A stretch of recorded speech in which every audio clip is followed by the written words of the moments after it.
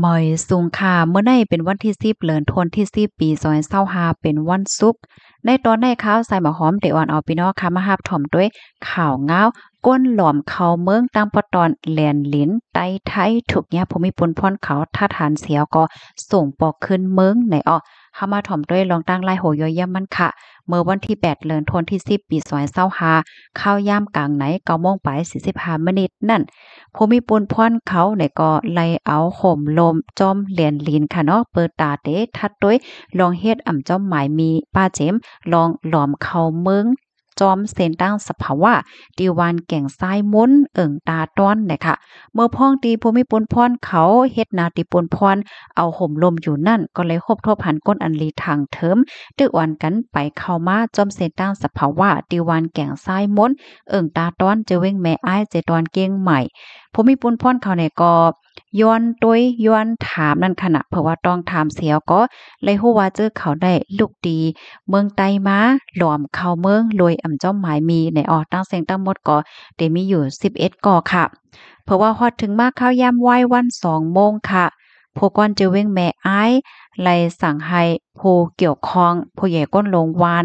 ลงปื้นตีต้องถามข้อมูลลองตั้งไล่โหย่อยยามมันเพิ่มเที่ยงให้หน่อยค่ะ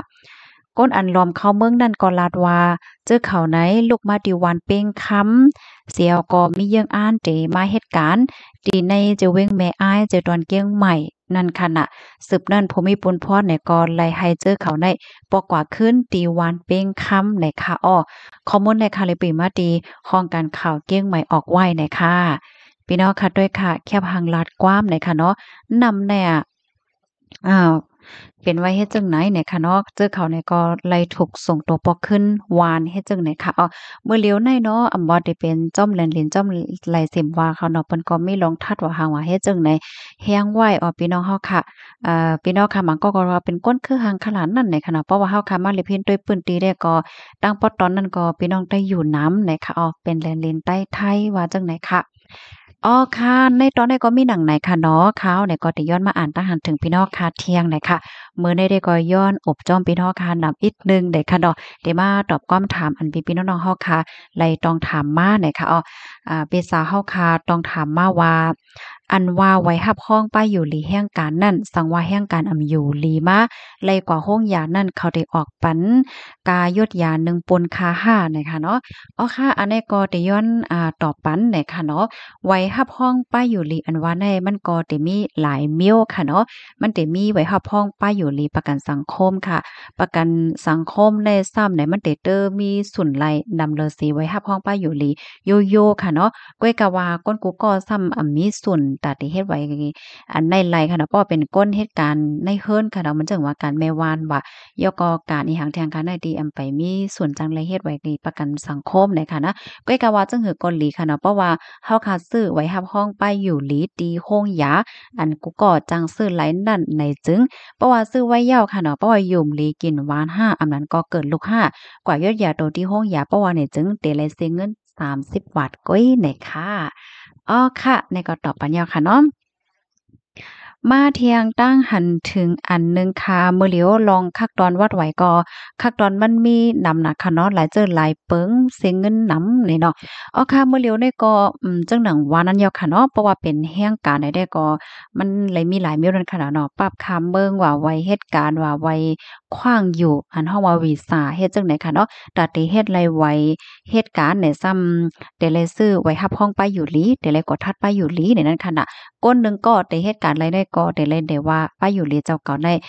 เต็มโทนเฮ็ดจังได๋คะเนาะอยู่ลีกินหวานเพราะว่าเฮาคากว่าทัดป้าอยู่ลีไหนเปิ้นก็ได้ทัดปันตั้งเป็น6เมียวกะทัดป้าอยู่ลีในเตเซ็งอยู่5ปากหวาดนะคะเพราะว่าซื้อไว้รับรองป้าอยู่ลีเนี่ยก็จังหนังที่เฮาคาไลทำกว่าเมื่อว่ามื้อซื้อในค่ะเนาะกะคันมันก็พันเฮงปลายเฮ็ดในเฮละลายก็ได้ก็หันถึงว่าเพราะว่าซื้อไว้รับรองป้าอยู่ลีในมันก็อุ่นใจนั่นน่ะเนาะเพราะว่าอยู่ลีกินหวานกว่าโรงยาเนี่ยก็ บางปอมังไรในตานเซ็งเป็นกาฮือเนี่ยค่ะเนาะป้อมีไหวฮับพ้องได้ก็ได้เซ็ง30บาทก็นานก้อยเนี่ยค่ะอ้อค่ะ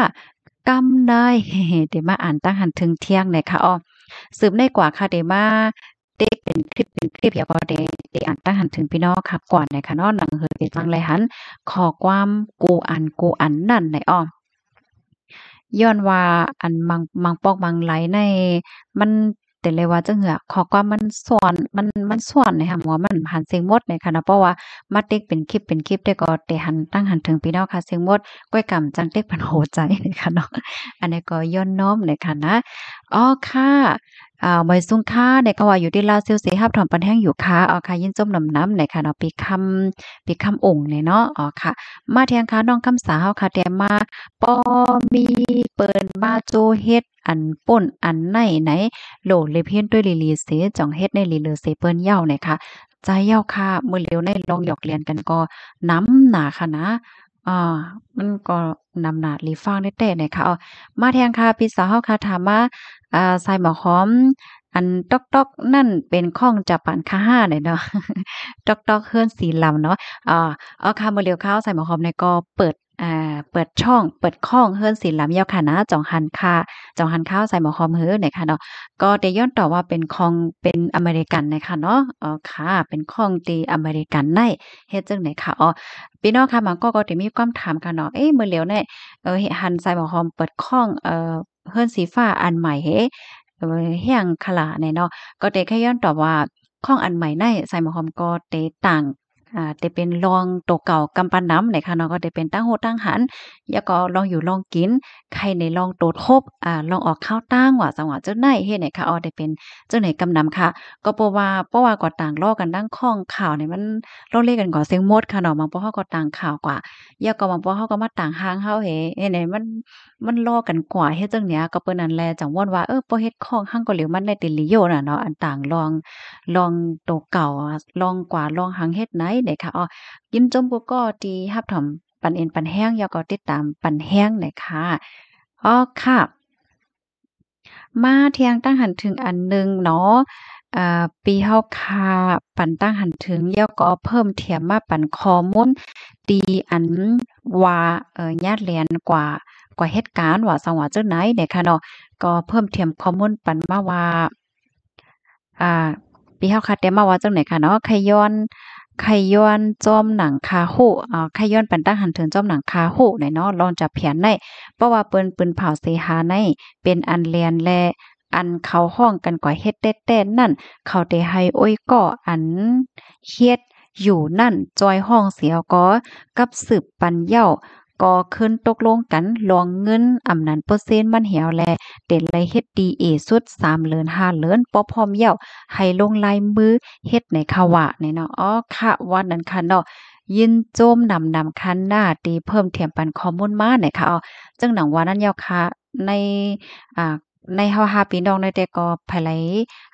ฮู้จึงหือใครปันตาหันถึงเลยเพิ่มเทียมจึงหือเลยจังไหนค่ะเนาะก็ปันตาหันถึงมาลัยเนี่ยค่ะข้าวใส่หมอหอมเนี่ยก็ยินหลีห่มโจมรับตอนตั้งหันถึงพี่น้องๆเฮาค่ะกูก็กูก้นเนี่ยค่ะนะข้อความอันไหลที่ตกคงตกหายคำและอันยาเนี่ยอย่าไปใจเลขล้านๆเนี่ยค่ะเนาะข่าวยินจมกูก็กูคอมเมนต์นะคะไม่ซุ่งข้าวทำคายูตาเซนะคะเนาะปิดใจายอาซาอาชาเนี่ยค่ะยินจมค่ะและใจถ่อมข่าวหลากหลายหลีได้ค่ะเพราะว่าและใจถ่อมข่าวหลากหลายในข่าวเนี่ยก็ได้คัดใจเสียวก็หามาเป็นแพเนี่ยค่ะเนาะมาแทงค่ะไม่ทรงกระหับถ่อมปันแห้งอยู่เนี่ยค่ะลองไปอยู่ลีเนี่ยก็ลำลองหน้าเนี่ยเนาะเบอร์ไปเป็นในกุ้ยเนี่ยค่ะเพราะว่าเป็นมายาวแต่ก็มันหยาบค่ะเนาะการใส่ใจป้ายอยู่ลีเนี่ยก็ลำลองหน้าเนี่ยค่ะใกล้ๆงิ้นน่ะค่ะก้นตกน้ำหม้อเนี่ยค่ะว่าอ้อนั่นแหยวค่ะวังๆในใกล้ๆแลงิ้นเหก็เป็นอันใจอำลีเนี่ยค่ะเนาะก้นที่อันเปิ้นจอยเถียมมาไลเนี่ยก็สอนว่ากามลีค่ะเนาะเพราะว่าจอยมไลเนี่ยแน่เอาโลตุกข่าน่ะค่ะเหรอเนาะตกน้ำหม้อเนี่ยค่ะนะก็หลีฟังน่ะเนาะน้ำหม้อห้ามเนี่ยจังได๋ค่ะไว้ส่งค่าพี่ใส่หมอหอมรับถอมปันแห้งอยู่ตาเสเนี่ยค่ะว่านะพี่นั่งเสียงพ้องเนี่ยค่ะยินโจมค่ะยินโจมแต้ๆเนี่ยค่ะเนาะที่อันต้องตักปันตังหันถึงมาเนี่ยค่ะถ่อมกันอยู่ตีไหลตั้งไหลเนี่ยเนาะก็ต้องตักมาไหลค่ะปันเอ็นปันแห้งมีความถามหลายจังไหนเนาะเพราะว่าโหเนี่ยก็ได้มาตอบปันนั่นค่ะน่ะเนาะอ๋อค่ะย้อนสุบานให้พี่น้องค่ะกูก็อยู่ดิหวานยาวก็ให้ไล่ลอดเพกันกูก็เสกำในค่ะครบทบกันเที่ยงคลิปวิดีโอหน้าเนี่ยค่ะเอาไว้ส่งค่ะ